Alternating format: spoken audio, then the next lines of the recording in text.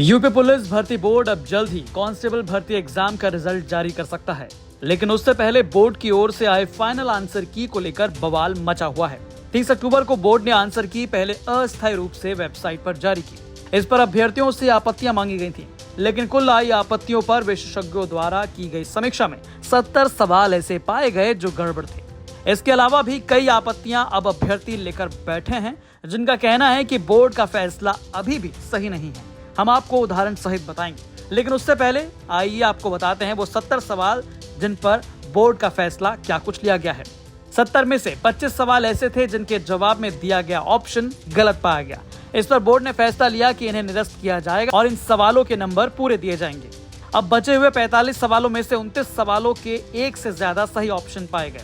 ऐसे में बोर्ड ने यह फैसला लिया कि अगर किसी अभ्यर्थी ने इन ऑप्शन में से किसी एक को चुना है तो उसे उस जवाब के पूरे नंबर मिलेंगे। अब बचे हुए 16 सवालों में बोर्ड ने अपना आंसर ऑप्शन ही बदल दिया, यानी पहले जिस ऑप्शन ए को वो सही मान रहे थे अब वो गलत है और सही ऑप्शन दूसरा है।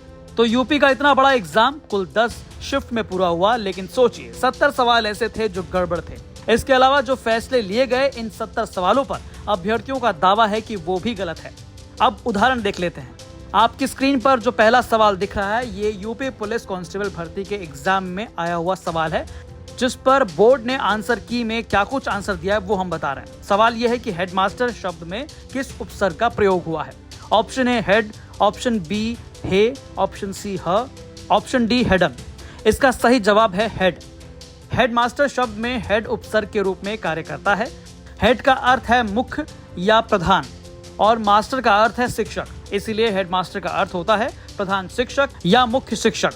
लेकिन आप बगल में देख सकते हैं कि बोर्ड ने इसे कैंसिल कर दिया है।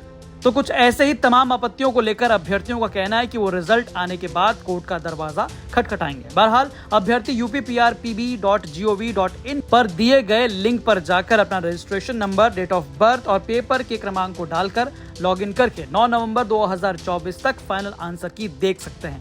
इस फाइनल आंसर की के बाद किसी भी प्रश्न या उत्तर पर आपत्ति स्वीकार नहीं की जाएगी और इसे अंतिम रूप से मान्यता दे दी जाएगी।